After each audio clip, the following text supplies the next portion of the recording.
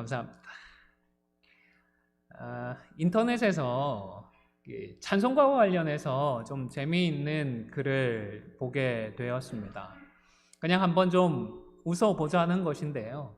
몇 가지만 소개를 해드리도록 하겠습니다. 컨닝을 좋아하는 사람들이 아주 싫어하는 찬송은 몇 장일까요? 342장 너 시험을 당해 죄짓지 말고라는 찬송이라고 합니다. 트레킹을 좋아하는 사람들이 애송하는 찬송은 몇 장일까요? 430장 주와 같이 길 가는 것 날마다 날마다 우리 걸어가리.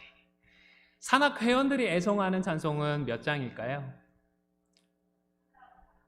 네, 이제는 좀 짐작이 되실 것 같아요. 태산을 넘어 헝곡에가 또 저 높은 곳을 향하여. 서예가들의 주제 찬송은 뭘까요? 짐작이 되시죠? 하늘을 두루마리 삼고 바다를 먹물 삼아도.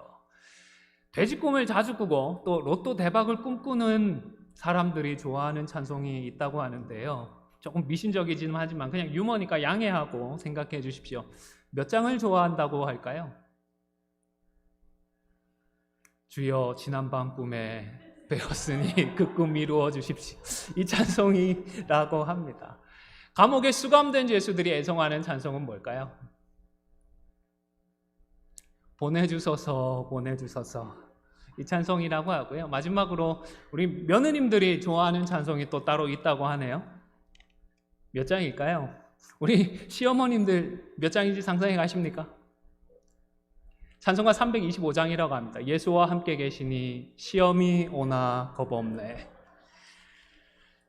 솔직하게 이 찬송가를 가지고 이렇게 해도 될까 싶은 그런 마음도 있기는 하지만 너무 불경스럽다라고만 생각하지 마시고 나름이기는 하지만 그 가사의 의미를 찾아서 웃고자 했던 것처럼 그 마음을 좀 우리가 이해를 하면 한번 웃고 지나갈 수 있지 않나 싶습니다. 그리고 앞으로 우리는 찬송가의 이 가사들의 더 참된 의미들을 되새기면서 우리의 마음을 우리 일남전도회 회원들 찬양하신 것처럼 그 가사에 우리의 마음과 중심을 담아서 고백하는 우리가 되면 참 좋겠다 싶습니다. 오늘은 우리가 성령 강림절로 지키고 있습니다. 계속 말씀을 드리지만 절기라고 하는 것은 그 자체로 특별한 의미가 있지는 않습니다. 성탄절, 부활절 그 절기 자체가 특별한 날도 아니고 특별한 능력이 있는 날도 아니고 우리가 이 절기를 지킨다고 해서 예수님께서 우리의 그 헌신과 정성을 더 알아주시는 것도 아니고 우리가 이렇게 애쓴다고 해서 하나님을 달래고 얼레어서 더 큰 복을 받을 수 있는 것도 아닙니다. 절기들은요, 우리의 신앙교육과 영적인 성장을 위한 것입니다. 성경에 나타난 여러 기념할 만한 날들을 생각하면서 우리의 믿음, 우리의 신앙에 유익을 얻고자 하는 것입니다. 그런데 여러 절기들이 있는데 성탄절이나 부활절만큼이나 이 성령 강림절은 그렇게 비중 있게 생각하지를 않는 것 같습니다. 사실 중생한 우리들이 이 땅의 삶을 살아가는 동안에 예수님의 형상을 이루어야 하고 또 주신 복음의 사명들을 감당해야 하는데 이것이 우리의 힘으로 우리의 능력으로는 가능한 일이 아니지 않습니까? 성령 충만함을 받는 것이 필수적인데요. 그만큼 참 중요한 일인데 그런데 성령 강림절에 대해서는 다소 소홀한 것 같습니다. 오늘 함께 읽은 본문의 말씀을 상고하는 가운데에 성령 충만함을 하는 마음을 성령 충만을 사모하는 그 마음을 회복하고 또 기도하는 가운데 성령 충만함을 받을 수 있는 우리가 되기를 간절히 소원합니다. 우선 오순절이라는 절기부터 좀 살펴보도록 하겠습니다. 오순절은 원래 구약시대 유대인들의 명절이었습니다.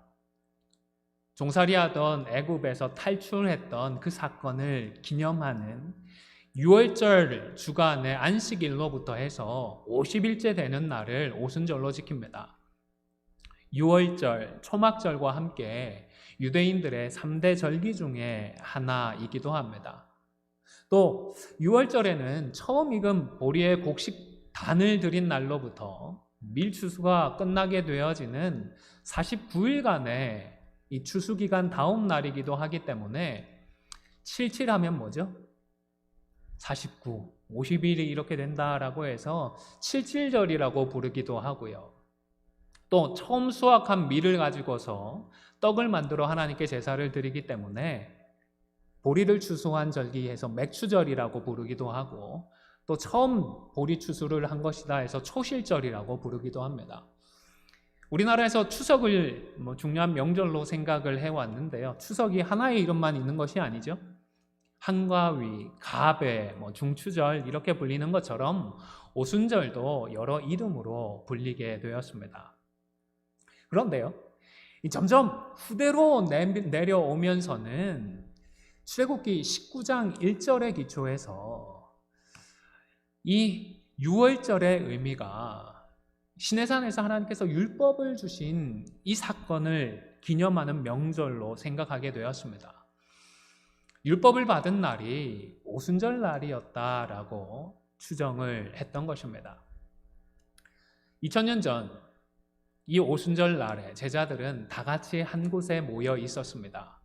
예수님을 처형했던 사람들이 무섭기도 했겠지만 무엇보다 예수님께서 그들에게 하신 말씀이 있었기 때문입니다.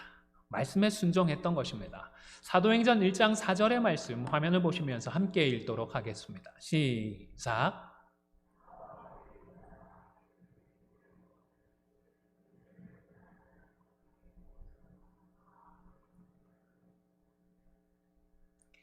이 말씀에 순종해서 제자들은 예루살렘을 떠나지 않았습니다. 두렵기도 했지만 여전히 예루살렘에 머물면서 한 곳에 모여 있었던 것입니다.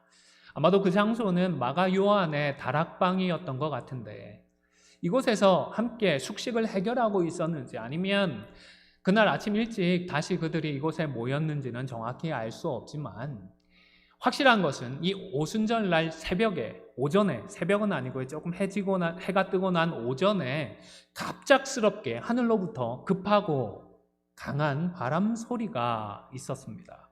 그리고 그들이 앉은 온 집에 그 소리가 가득가득했고, 마치 또 불의 혀처럼 갈라지는 것들이 그들에게 보였는데, 그곳에 있던 각 사람에게 하나씩 임하는 모습이 보였더랬습니다. 그리고는 성령의 충만함을 받고서 성령께서 말하게 하심을 따라서 다른 언어들로 말하기를 시작했다라고 했습니다. 여러분, 개신교 신앙 운동 중에 성령 운동을 강조하는 그쪽 운동을 가리켜서 뭐라고 부르시는지 혹시 아십니까? 오순절 운동이라고 부르거든요. 순복음 교회 교단도 이 오순절 계통의 운동을 하고 있는데요. 오순절에 성령 강림이 일어났기 때문에 이것과 연관지어서 오순절 운동이라고 부르는 것입니다. 이 오순절 운동은 성령 체험과 성령의 은사를 많이 강조합니다. 성령 체험을 강조하고 은사를 강조하는 이것 자체가 크게 문제될 수는 없습니다. 그런데 좀 심한 경우에는 성령 세례에 뒤따르는 방언을 강조하면서 이 방언이 구원의 증거다라고까지 주장을 하면서 그만 문제가 되었던 적이 있습니다. 그런데 여러분, 오순절 성령 강림 때의 사건이 오늘날에도 그대로 재현되어야 한다라고 주장을 한다면 좀 더 정직해야 하고 좀 더 정확해질 필요가 있다 싶습니다. 오늘 보면 4절 말씀에 보면 이때에는 방언 기도를 했던 것이 아니고 방언으로 무엇을 했다라고 말씀을 했죠? 방언으로 말을 했다라고 했습니다. 이때의 방언으로 말하는 것이 한 종류의 언어로 말을 하면 그곳에 있던 다른 사람들이 각기 자기 방언으로 알아들은 것인지 아니면 여러 제자들이 각각 다른 종류의 방언으로 말을 했던 것인지는 판단하기가 쉽지 않습니다. 그러나 분명한 것은 방언으로 기도를 했던 것은 아니고 대화를 한 것이든 설교를 한 것이든 평소에 그런 언어로, 말로 방언을 했다라는 이 점입니다. 뿐만 아니라 이어지는 베드로의 설교 내용으로 미루어 보건대 이때에 성령께서 말하게 하셨던 하나님의 큰 일은 무엇일까요? 바로 예수 그리스도의 복음이었습니다. 성령께서 임하셔서 믿지 않는 사람들에게 그들이 알아들을 수 있는 언어로 복음을 증거하도록 하셨던 것입니다. 절기를 지키기 위하여서 여러 지역에서 오늘 본문에 나타났던 그런 지역만 해도 16개인가 18개 지역이 되잖아요. 유대인들이긴 하지만 유대말을 잘 하지 못합니다. 자기들의 태어난 언어들만 제대로 구사하기 때문에 제사를 드리고 뭘 해도요, 이게 무슨 말인지 알아듣기가 힘들었습니다. 그냥 멀찌감치 멀뚱멀뚱 구경만 하는 그런 상황이었을 것인데, 그런데 그들의 귀에 들리는 언어로 예수 그리스도의 복음이 증거되었던 것입니다.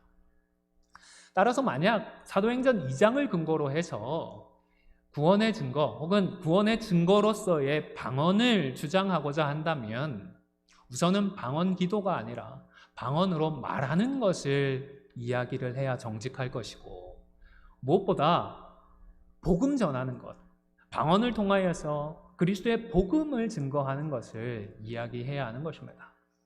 뿐만 아니라 방언만을 거론할 것이 아니라 그날 같이 경험했던 급하고 바람 같은 소리, 그리고 불의 혀처럼 갈라지는 것들이 보이는 것들까지 다 이야기를 해야 정직하지 않습니까?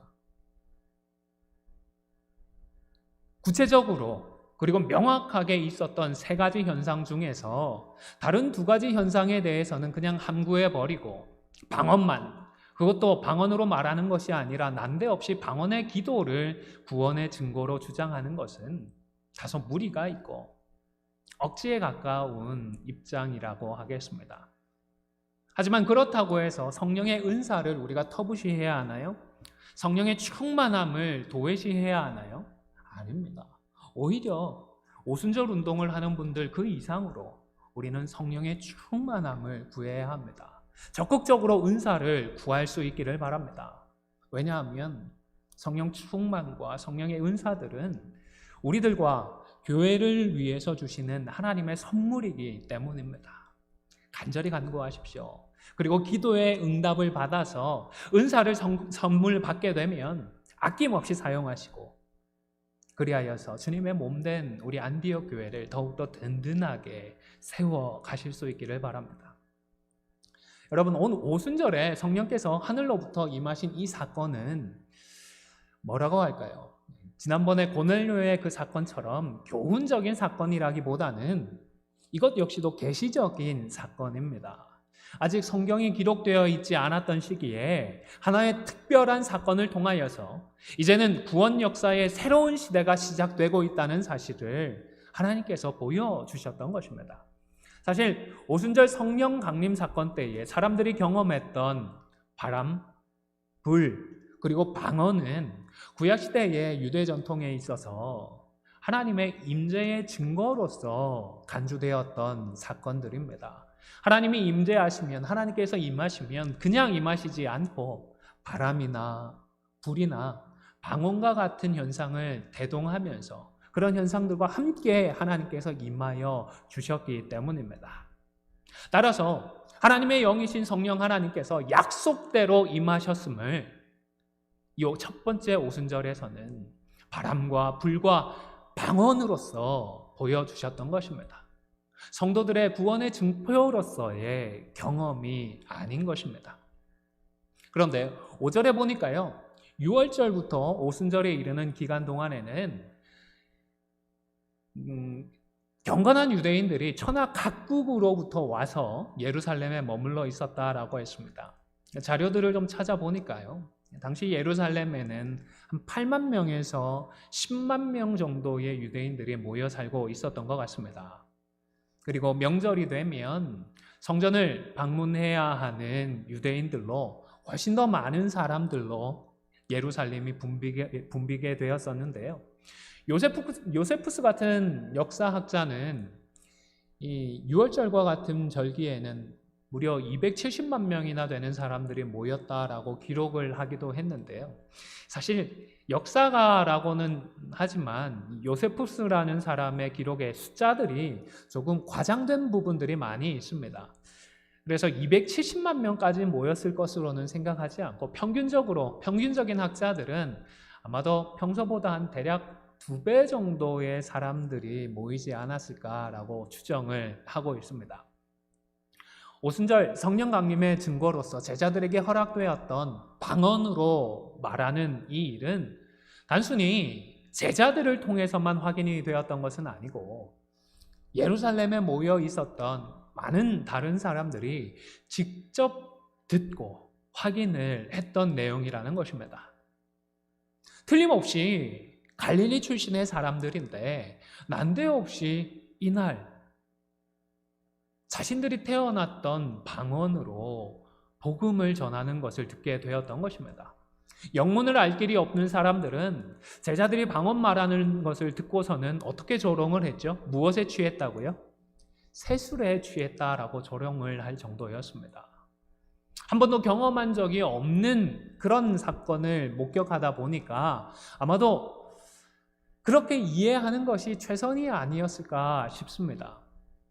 바리새인들이 공생의 기간 동안에 권능을 행하시는 예수님을 모함을 했었는데 뭐라고 모함을 했죠?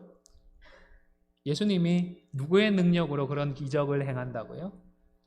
바알세불의 힘을 입어서, 사단 마귀의 힘을 입어서 이런 일을 한다라고 모함을 했었는데, 이번에는 제자들이 귀신에 들려서 이런 것이 아니냐라고 모함하지 않고 그저 세술에 취했다라고 조롱한 것을 그나마 다행이라고 생각을 해야 할까요? 14절부터는 베드로의 설교의 내용이 기록되어 있습니다. 그런데 우선 제자들이 받은 방언과 관련을 해서 아직 때가 오전 9시밖에 되지 않았는데 자신들이 술 취할 이유가 없음을 밝히면서 이것은 구약 성경의 요엘서의 말씀이 성취된 일임을 분명히 했습니다. 그리고 이어서 예수 그리스도와 그분의 복음에 대해서 설교를 이어갔습니다. 14절을 참고하면 아마도 베드로가 설교를 하면 한 문장 정도를 이야기하면 주변에 있었던 다른 제자들이 자신들이 받았던 방언으로 통역을 해주고 크게 전달을 해주었던 것이 아닌가 싶습니다. 저는 오늘 이 본문을 통하여서 2가지 신앙의 교훈을 나누고자 합니다.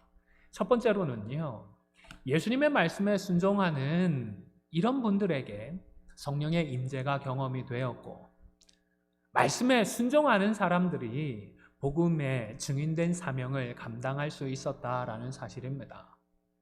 물론 우리 하나님은 전혀 마음이 없고 생각이 없었던 사람들에게 주권적으로, 강권적으로 역사하기도 하십니다. 그 대표적인 예가 누구일까요? 사도 바울입니다. 교회와 성도들을 핍박하는 사도 바울에게 주님은 강권적으로 역사하셔서 그를 만나주시고 변화시키셔서 이방인의 사도로 사용을 하셨습니다. 하지만 성경을 보면 훨씬 더 많은 경우들이 구약 성경이 되었든지 아니면 예수님의 말씀이 되었든지 그것도 아니면 사도들의 교훈이 되었든지 간에 주신 성경 말씀을 붙들고 순종하는 사람들에게 하나님은 성령으로 기름 부어주시고 성령의 능력을 허락하셔서 십자가와 부활의 증인으로 살아가게 하셨던 것입니다. 여러분 한번 생각해 보시기를 바랍니다. 부활하신 예수님을 목격했던 사람들이 최소한 몇 명 이상이 되죠? 바울이 기록한 내용을 보면 500여 형제에게 일시에 나타난 적이 있다라고 했으니까 최소한 500명 이상이 되는 부활의 목격자들이 있었습니다. 그런데 이때에 마가의 다락방에 모여 있었던 사람은 몇 명 정도로 추정이 되죠? 120명으로 주로 얘기를 하고 아마 120명보다는 좀 더 작았을 것이다 라고 추정하는 분들이 있기도 합니다. 어쨌든 분명한 것은 500명 이상이 되지는 않았다는 것입니다. 예수 그리스도의 부활을 목격했던 사람들은 500명 이상이 되는데 오순절 성령 강림을 직접 경험했던 사람들은 맥시멈 120명 정도, 그것보다 더 안 되는 사람들이 경험을 했던 것입니다. 예수님의 말씀을 직접 들었든지 아니면 전에 들었든지 간에 그 말씀을 기억하고 그 말씀을 붙들고서 예루살렘에 머물렀던 그 사람들에게 하나님의 성령이 임하셨고, 말씀을 무시하고 외면하거나 아니면 다른 일들을 말씀보다 더 우선시하며 예루살렘을 떠나버렸던 사람들은 안타깝게도 그 놀라운 하나님의 역사의 현장에 함께 있지를 못했던 것입니다. 약속대로 하나님의 뜻과 계획은 완전하게 성취가 되었지만 말씀을 붙들지 않았던 사람, 말씀에 순종하지 않았던 사람들은 그만 그 역사의 현장에서 배제되고 말았던 것입니다. 사실 하나님의 말씀에 순종해야 한다라는 사실은 우리가 너무너무 많이 들었습니다. 조금 과장을 보태면 귀에 뭐가 박힐 정도죠? 귀에 못이 박힐 정도로 많이 듣지 않았습니까? 하지만 그렇게 강조하고 많이 들었음에도 불구하고 우리가 말씀에 전적으로 순종하는 것이 쉽지는 않습니다. 왜일까요? 단 한 가지 이유만 있는 것은 아니겠지만 몇 가지 이유 중에 하나는 우리가 이 말씀의 가치를 제대로 알지 못하기 때문이 아닌가 싶습니다. 하나님의 말씀이 얼마나 귀하고 복된 것인지를 알면 이 말씀에 우리가 목숨을 걸 수도 있을 것인데 아직 그 말씀의 가치를 가슴으로 제대로 알지 못하니까 말씀에 우리의 모든 것을, 우리의 생명을 걸지 못하는 것이 아닌가 싶습니다. 여러분, 건강의 가치를 아시는 분들은 어떻게 하시죠? 음식을 먹어도 몸에 좋은 것들 가려서 드십니다. 건강의 그 소중함을 아시는 분들은, 한번 아파 보신 분들은 아무리 바빠도 시간을 내서 무엇을 하시죠? 운동을 하십니다. 꾸준히 운동을 하려고 애를 씁니다. 하지만 아직까지 크게 아파 본 적이 없는 젊은이들은 어떻습니까? 건강을 과신합니다. 음식도 제대로 된 것이 아니라 되는 대로 먹고 규칙적인 운동에 대해서는 소홀하기 쉽습니다. 그러다가 나이가 들면 후회를 하는 경우들이 찾아오는 것입니다. 사랑하는 성도 여러분, 하나님의 말씀은 진리의 말씀입니다. 하나님의 말씀은 생명의 말씀입니다. 이 축복된 말씀의 가치를 기억하시고서 이 말씀을 겸손하게 순종하시기를 바랍니다. 그리고 혼자서 잘하고 있다라는 정도로 만족하지 마시고요. 한번 따라해 보실까요? 다 같이 하나님의 말씀에는 우리 안디옥이 다 같이 순종해야 합니다. 1절 말씀을 보시면 그들이 다 같이 한 곳에 모였다라고 했습니다. 꼭 한 곳에 모일 필요까지는 없었는데 혼자서만 말씀을 붙들었던 것이 아니라 다 같이 한 곳에 모여서 말씀을 붙들고 있었던 것입니다. 하나님의 말씀은 대부분 개인에게 주셨다기보다는 공동체, 교회 공동체에게 주신 말씀입니다. 우리가 혼자 있을 때에도 말씀 중심으로 살아야 하지만 교회로서 다 같이 말씀을 기억하고 말씀을 붙들고 말씀에 순종하고 이 말씀을 성취해 가는 것이 중요한 것입니다. 그래서 제자들은 다 같이 모여서 말씀을 붙들고 말씀에 순종하고 있는 이들을 가르쳐서 제자라고 표현을 했습니다. 6절에 보면 방언으로 제자들이 말하는 것을 듣고라고 기록을 했던 것입니다. 그런데 이어지는 말씀을 보면 아직 다 같이 말씀에 순종하는 자리로까지 나아가지 못한 분들에 대해서는 다르게 누가가 기록을 했던 것을 볼 수가 있습니다. 41절 말씀을 화면을 보면서 우리가 읽지는 않았었는데요. 사도행전 2장 41절 말씀 함께 읽겠습니다. 시작.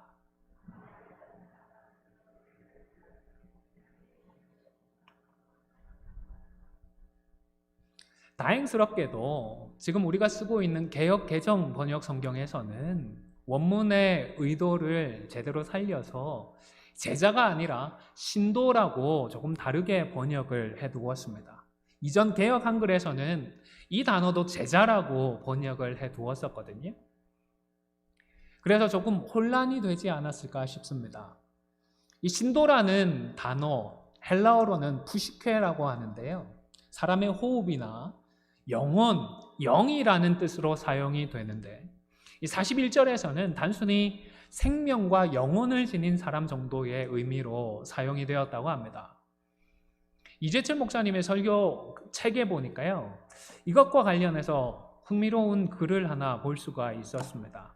같이 한 번 더 읽도록 하겠습니다. 시작.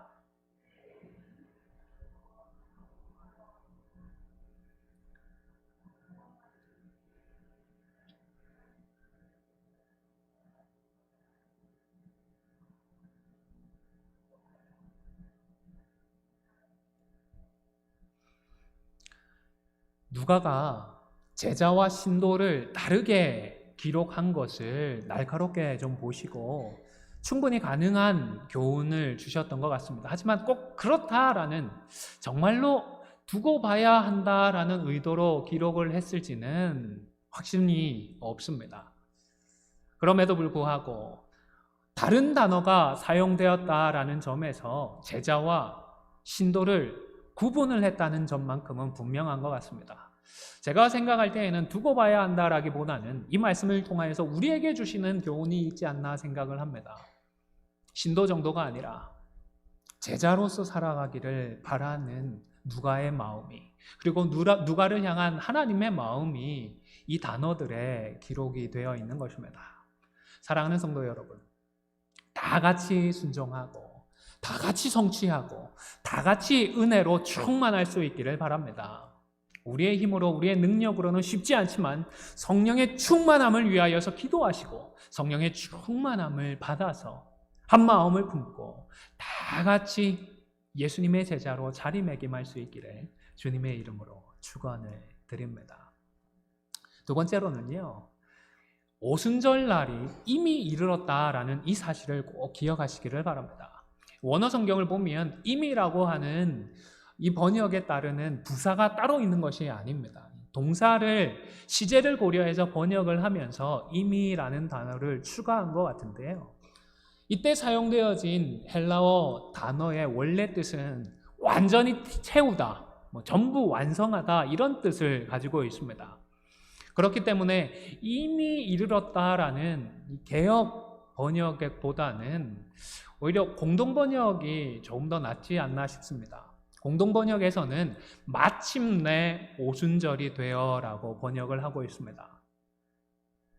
이 둘 사이에 어떤 의미가 있을까요? 막연하게 그저 시간이 흘러가서 어쩌다 보니까 오순절 날이 된 것이 아니고요. 하나님께서 철저하게 계획하시고 준비하시면서 그 날이 완전하게 충만하게 차서 완벽하게 그날에 하나님의 뜻이 성취되었다라는 의미인 것입니다. 성경에는 비슷한 표현들이 꽤 자주 등장을 합니다. 오늘은 그 중에서 하나의 예만 보고 지나가도록 하겠는데요. 창세기 12장 5절의 말씀을 화면을 보시면서 함께 읽도록 하겠습니다. 시작. 아브라함이 그의 아내 사레와 조카 롯과 하란에서 모든 소유와 얻은 사람들을 이끌고 가나안 땅으로 가려고 떠나서 마침내 가나안 땅에 들어갔더라. 아브라함이 가나안 땅에 들어갔는데 어떻게 들어갔다고요? 마침내 들어갔다라고 해서 하나님께서 하나님의 때에 하나님의 약속을 완전하게 성취해 주셨다라고 말씀을 하고 있는 것입니다. 구약 성경에는 마침내라고 하는 단어들이 꽤 자주 등장을 하는데요. 이 단어가 하나님의 역사하심과 관련되어서 사용되는 대부분의 경우들을 보면 하나님의 그 선하신 계획과 뜻에 따라서 마침내 성취되었다, 완벽하게 완전하게 성취되었다라는 의미들로 사용이 되고 있습니다. 여러분, 예수님께서 사람의 몸으로 오신 것도 우연히 되어진 일이 아니었습니다. 정확히 몇 날 몇 시에 계획하셨는지는 우리가 알 수 없지만 최소한 타락한 그 직후에 여자의 구선을 약속해 주셨는데 최소한 그때부터 하나님께서 염두에 두고 계획하셨던 그 일이 예수님께서 이 땅에 오심을 통하여서 성취가 되었던 것입니다. 예수님께서 또한 십자가에 달리시고 사흘 만에 부활하신 것도 하나님의 그 뜻과 계획에 따라서 마침내 가득가득 채워진 사건이었던 것입니다. 하나님의 구원 역사라고 하는 큰 스펙트럼에서만 그런 것도 아닙니다. 우리 개개인의 삶과 우리의 가정과 우리 교회 가운데에도 분명한 하나님의 계획하심과 섭리하심이 있음을 믿으시기를 바랍니다. 하나님께서 우리를 안디옥으로 부르시고 안디옥으로서 하나님의 나라를 섬기게 하신 것 결코 우연한 일이 아닙니다. 하나님의 완전하신 계획 속에 하나님의 철저한 섭리 가운데에 우리 한 사람 한 사람을 부르셔서 안디옥의 지체로 삼아주시는 것입니다. 물론 우리가 경건의 훈련을 하고 몸된 교회를 섬기는 이 모든 일들이 때로는 마치 지난주에 말씀을 드렸던 것처럼 밑빠진 독에 물을 붓는 것처럼 허망한 것처럼 헛된 일처럼 느껴질 수는 있습니다. 하지만 실제로 우리가 믿음의 눈으로 이 상황들을 보게 되면 정말 밑빠진 독일까요? 그것보다는 콩나물 시루에 물을 붓는 것이 아니겠습니까? 부었던 물은 어느새 다 빠져나가고 있는 것 같지만 그런데 어느새 콩나물들이 무럭무럭 토실토실 자라나고 있는 것처럼 하나님을 사랑하고 하나님의 말씀을 붙들고 살아가는 우리 성도들에게 하나님의 때는 우리가 수고하고 헌신하고 있는 것들이 그냥 헛수고로 허망하게 사라지는 것이 아니라 이것들을 사용하셔서 하나님의 때가 점점 충만하게 차오르고 있는 것입니다. 우리를 향한 하나님의 때 역시도 이미 이루어지고 있는 것입니다. 그리하여 오순절 날이 이미 이룬 것처럼 우리들의 삶 속에서도 하나님의 말씀이 마침내 성취되고 마침내 하나님의 뜻이 이루어지게 될 것입니다. 사실 아직 하나님의 때가 이르지 않았다면 울어도 안 되고 힘써도 못하는 경우들이 있습니다. 이럴 때에는 우리가 그저 믿고 우리 장로님 기도하셨던 것처럼 큰 믿음, 강한 믿음으로 말씀을 붙들고 인내할 수밖에 없습니다. 욥도 그랬습니다. 아브라함도 그랬습니다. 다니엘이나 포로 중에 다른 이스라엘 백성들도 그랬습니다. 그러나 하나님의 때가 마침내 가득가득 차게 되니까 하나님께서 정말로 마침내 역사해 주셨습니다. 사랑하는 성도 여러분, 다시 말씀을 드립니다. 말씀에 대한 우리의 순종과 헌신은 결코 밑빠진 독에 물을 붓기가 아닙니다. 주님의 몸된 교회인 우리 안디옥을 섬기고 우리가 다 같이 말씀으로 수고하고 나아가는 것 결코 헛수고가 아닙니다. 하나님의 나라의 그 관점으로 보게 되면 틀림없이 콩나물 시루에 물을 붓는 과정인 줄로 믿습니다. 우리의 기대나 우리의 소망보다 비록 성장이 더디고 믿음의 열매들이 잘 보이지 않는다 하더라도 낭망하지 마십시오. 포기하지 마십시오. 하나님께서 마침내 성취해 주실 것이기 때문입니다.